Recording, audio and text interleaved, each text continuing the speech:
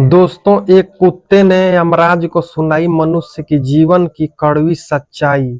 सुनकर आप भी चौंक जाएंगे।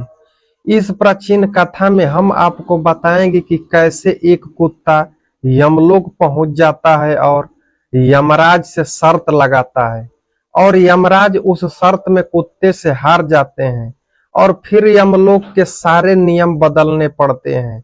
इस कथा में हम जानेंगे भगवान विष्णु ने यमराज को मनुष्य जीवन के संबंध में कौन सा महत्वपूर्ण ज्ञान दिया है। तो चलिए दोस्तों, आपका समय बर्बाद न करके कथा का शुरुआत करते हैं।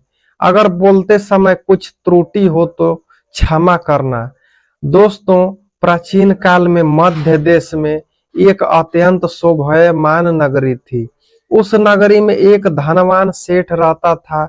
वह उस सेठ के पास एक लाल रंग का कुत्ता होता है। वह सेठ बहुत लालची और कपटी स्वभाव का होता है, किंतु वह भगवान विष्णु का परम भक्त होता है। वह हमेशा अपने इष्ट देव भगवान विष्णु की पूजा करता है, आराधना करता रहता है। फिर एक दिन उस सेठ की भक्ति से प्रसन्न होकर भगवान विष्णु उससे मिलने के लिए पधारते हैं और उसे दर्शन देते हैं और कहते हैं, हे वत्स, मैं तुम्हारी भक्ति से अत्यधिक प्रसन्न हूँ। मांगो, तुम्हें जो भी वर मांगना है, तुम्हारी जो भी इच्छा है और मनोकामना है, मैं अवश्य पूर्ण करूंगा। वह सेठ भगवान विष्णु से कहता है, हे प्रभु, मैं आपके दर्शन करके धन्य हुआ। प्रभु, मुझे कुछ नहीं चाहिए, मेरे पास आपका दिया हुआ सब कुछ है। फिर वह सेठ एक सादा कागज निकालता है और भगवान विष्णु से कहता है, हे प्रभु, आप इस कागज पर अपने दस्तखत कर दीजिए ताकि मैं दुनिया के लोगों को भगवान के होने का सबूत दिखा सकूं। आजकल दुनिया में कोई यह मानना नहीं चाहता है कि भगवान है। फिर भगवान ने कहा, ठीक है वत्स, लाओ, मैं तुम्हारे कागज पर दस्तखत कर देता हूँ। इतना कहकर भगवान विष्णु उस सेठ के कागज पर दस्तखत कर देते हैं और अंतर ध्यान हो जाते हैं।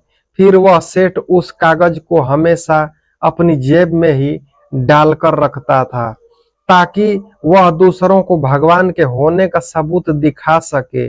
फिर कुछ दिनों बाद उस सेठ का वह कुत्ता मर जाता है, जिससे वह सेठ बहुत ही दुखी हो जाता है।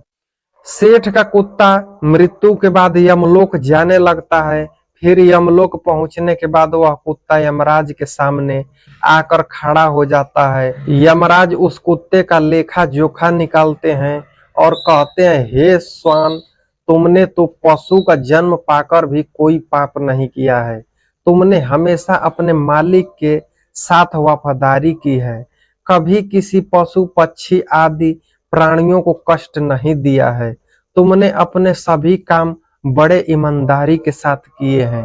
हे स्वान, एक कुत्ते का जन्म पाकर भी तुमने कोई भी घृणित कार्य नहीं किए हैं, इसलिए तुम्हारे सभी जन्मों के पाप अब नष्ट हो चुके हैं। हे स्वान, अब तुम बताओ, तुम किस लोक में जाना चाहते हो? तुम जहां जाओगे वहां तुम्हें भेजा जाएगा। तुम जिस प्राणी का जन्म चाहते हो वह जन्म भी तुम्हें दिया जाएगा। हम तुम पर बड़े ही प्रसन्न हैं। शीघ्र बताओ, तुम्हारी क्या मनोकामना है? फिर वह कुत्ता बोलने लगता है, हे धर्मराज, आप चाहे मुझे नरक में भेजो या स्वर्ग में, मैं कहीं पर भी जाने के लिए तैयार हूँ। लेकिन मेरी आपसे विनती है कि मैं जिस भी स्थान पर रहूं, मैं किसी मनुष्य के बंधन में न रहूं। मुझे किसी मनुष्य की गुलामी न करनी पड़े और ना ही मुझे मनुष्य का जीवन चाहिए। आप कृपा करके मुझे कोई उचित स्थान प्रदान करें। कुत्ते की बात सुनकर यमराज आश्चर्यचकित हो जाते हैं और सोचने लगते हैं कि मनुष्य का जीवन पाने के लिए तो देवता भी तरसते हैं, फिर यह कुत्ता मनुष्य का जीवन न देने की कामना क्यों कर रहा है। फिर यमराज उस कुत्ते से कहते हैं, हे स्वान, तुम मनुष्यों से इतना द्वेष क्यों करते हो? मनुष्य का जन्म पाने के लिए तो बड़े बड़े देवता भी तरसते हैं। पृथ्वी पर तो मनुष्य का जीवन ही सर्वश्रेष्ठ है। फिर क्यों तुम मनुष्य का जन्म नहीं पाना चाहते हो? इससे पहले तुम्हें कभी मनुष्य का जीवन नहीं मिला है। शायद इसलिए तुम मनुष्य जीवन के फायदे नहीं जानते हो। तुम एक बार मनुष्य का जीवन प्राप्त करके देखो, तुम्हें पता चलेगा कि उसके कितने फायदे हैं। यमराज की बात सुनकर वह कुत्ता कहता है, हे धर्मराज, मैं जानता हूं कि मनुष्य का जन्म कितना अनमोल है, लेकिन मनुष्य बड़ा ही स्वार्थी है, धूर्त है, कपटी है और चालाक होता है। जब वह अपना मतलब देखने लगता है तो सही गलत सब कुछ भूल जाता है। उसकी तृप्ति किसी भी चीज से नहीं होती है। सारे संसार का धन भी उसे मिल जाए तो वह संतुष्ट नहीं रहता है। उनकी भूख कभी नहीं मिटती है। मनुष्य बड़ा ही असंतोष होता है। वह अकारण ही दुखी रहने लगता है और दूसरों को भी दुख देने लगता है।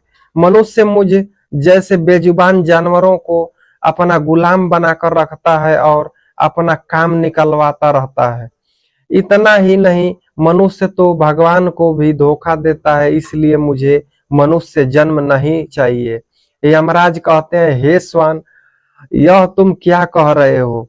मनुष्य भगवान को धोखा भला कैसे दे सकता है? तुम जरा बताओ, मैं भी तो जानूं। फिर कुत्ता कहने लगता है, हे धर्मराज, मनुष्य जब मंदिर में जाता है तो स्वार्थी मन से भगवान की पूजा करता है। भगवान से कहने लगता है, हे भगवान, मेरा यह काम बना दो, मैं इतने पैसे चढ़ाऊंगा, दान धर्म करूंगा, भंडारा करूंगा, गरीबों को कपड़े दान करूंगा। लेकिन जब उसका काम पूरा हो जाता है तो वह सब कुछ भूल जाता है। आगे बढ़ने की होड़ में वह अपनों का ही शोषण करता रहता है, एक दूसरे की टांग खींचने में लगा रहता है। ना खुद ऊपर उठने का प्रयास करता है, ना दूसरों को उठने देता है। ना चैन से खाते हैं, ना खाने देते हैं। अपना काम बनाने के लिए दूसरों को धोखा देता है और उसकी धूर्तता को देखिए, वह भगवान को भी लालच दिखाकर अपना काम बना लेता है। जब काम पूरा होता है तो कहता है, भगवान के पास तो सब कुछ है, मैं उन्हें क्या दे सकता हूँ।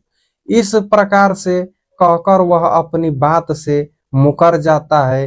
हे यमराज, इंसानों के बुरे कर्मों को गिनाते गिनाते मैं थक जाऊंगा, किंतु उसके बुरे कर्म समाप्त नहीं होंगे। उसकी चालाकी के आगे तो देवता भी कुछ नहीं करते हैं। कुत्ते की बात सुनकर यमराज कहते हैं, हे श्वान, माना कि इंसान बहुत चालाक है, लेकिन वह हम देवताओं को मूर्ख नहीं बना सकता, क्योंकि हमारे यहाँ जितने भी जीव आते हैं उन्हें हम ही दंड देते हैं। उन्हें पृथ्वी लोक पर इतनी चालाकी क्यों ना हुई हो, उन्हें मृत्यु के बाद ही आना पड़ता है। सभी इंसान यहाँ पर आकर हमारे सामने रोते हैं, माफी मांगने लगते हैं।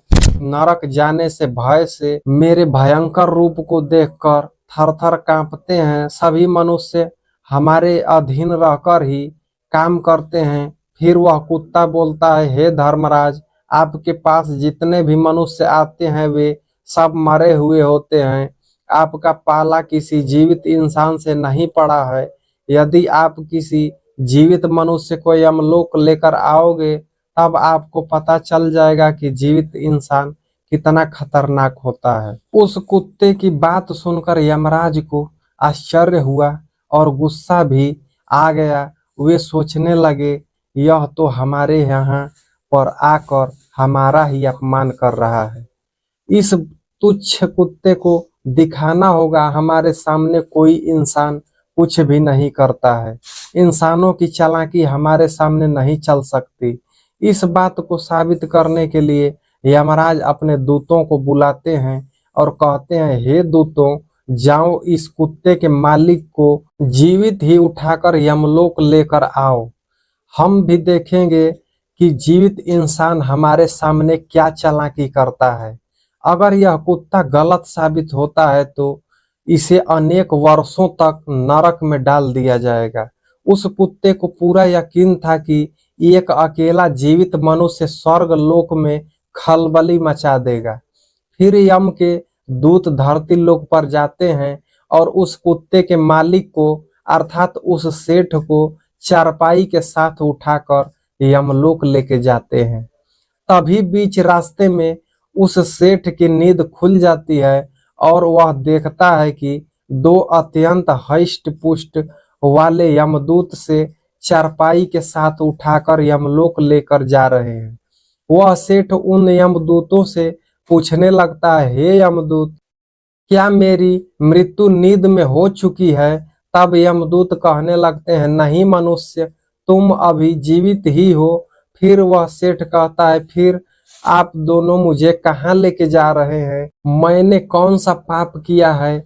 यम के दूत उस सेठ को सारी कहानी बता देते हैं और कहते हैं, तुम्हारे कुत्ते ने यमराज से कहा है कि जीवित मनुष्य बहुत ही चालाक होता है, इसलिए इस बात का परीक्षण करने के लिए यमराज ने आपको जीवित ही यमलोक लाने के लिए कहा है। उस सेठ को पूरी बात समझ में आती है और वह कुछ देर तक सोचने लगता है और फिर तुरंत उसकी जेब में रखा हुआ वह कागज निकालता है जिस पर भगवान विष्णु ने दस्तखत किए हुए होते हैं। वह उस कागज पर कुछ लिख देता है और फिर से कागज को अपनी जेब में रख लेता है। यमदूत उस सेठ को लेकर यमराज के दरबार में उपस्थित हो जाते हैं। उस सेठ को देखते ही यमराज जोर जोर से हंसने लगते हैं और सोचने लगते हैं, यह तुच्छ मनुष्य भला मेरा क्या बिगाड़ पाएगा।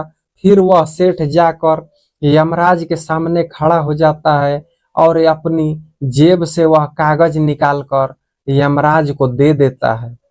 जब यमराज उस कागज को खोलकर पढ़ने लगे तो वे तुरंत ही सिंहासन से खड़े हो जाते हैं और उस सेठ को सिंहासन पर बिठाकर खुद उसके स्थान पर खड़े हो जाते हैं, जिसे देखकर यमराज के सभी दूत चौंक जाते हैं। सोचने लगते हैं, यमराज यह क्या कर रहे हैं? एक मानव को अपने सिंहासन पर बिठा रहे हैं, यह जरूर कोई पहुंचा हुआ इंसान लगता है। वह सेठ अब यमपुरी का राजा बन जाता है। यमराज भी उसका आदेश मानने के लिए विवश हो जाते हैं।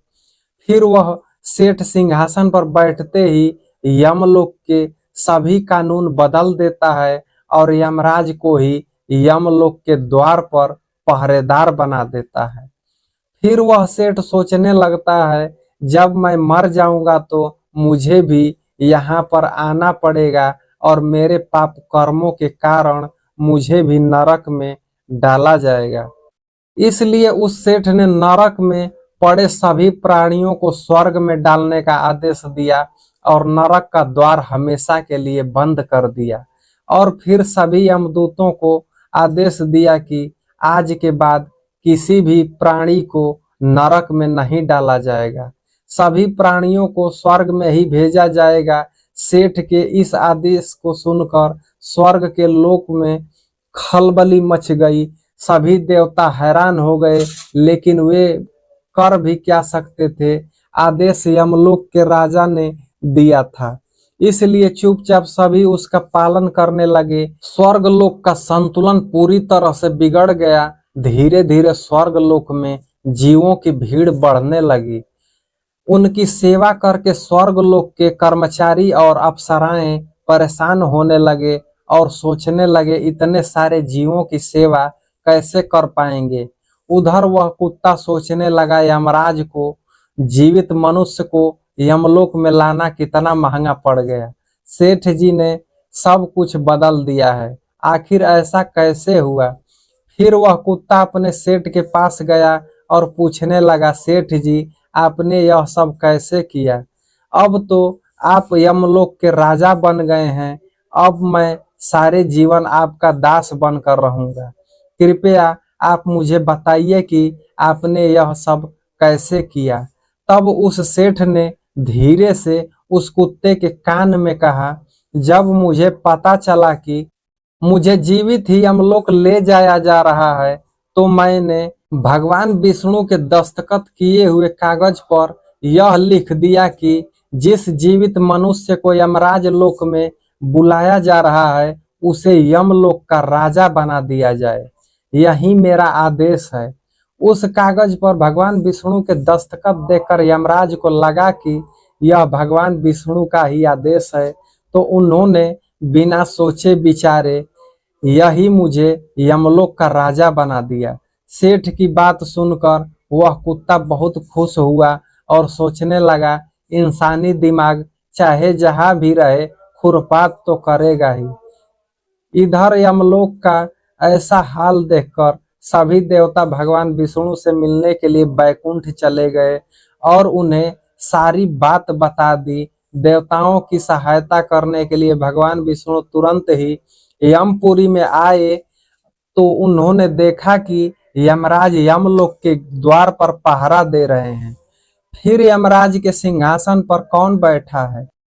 भगवान विष्णु को देखते ही यमराज उनसे प्रार्थना करने लगे और कहने लगे, हे प्रभु, आपकी यह लीला बड़ी ही विचित्र है। धरती के एक साधारण मनुष्य को आपने यमलोक का राजा बना दिया और मुझे पहरेदार बना दिया। भगवान विष्णु यमराज से कहते हैं, हे धर्मराज, यह मैंने नहीं किया है, यह तो मनुष्य के चालाक दिमाग का कमाल है। यदि तुम जीवित मनुष्य को यमलोक लेकर आओगे तो यही होगा, इसलिए मैंने मृत्यु के बाद ही मनुष्य को यमलोक आने का आदेश दिया था, ताकि मनुष्य के सभी दोष और स्वभाव शरीर के साथ नष्ट हो जाएं और केवल उनकी आत्मा यमलोक में प्रस्थान करे। किंतु आप तो एक जीते जागते मनुष्य को ही यमलोक उठाकर लेकर आए हैं। यमराज से इतना कहकर भगवान विष्णु आगे बढ़े। फिर जब उस सेठ ने भगवान विष्णु को आते हुए देखा तो वह तुरंत यमराज के सिंहासन से खड़ा होकर बोलने लगा, हे प्रभु, मुझे क्षमा करो, मैंने अपने कुत्ते को नरक में जाने से बचाने के लिए और मनुष्य की बुद्धि का बल दिखाने के लिए ही ऐसा किया है। मैं आपके द्वारा दिए गए वरदान का दुरुपयोग नहीं करना चाहता था। हे प्रभु, मैं आपके दर्शन करके धन्य हो गया, अब मुझे किसी चीज की अभिलाषा नहीं है। फिर भगवान विष्णु मुस्कुराए और उन्होंने उस सेठ को क्षमा कर दिया।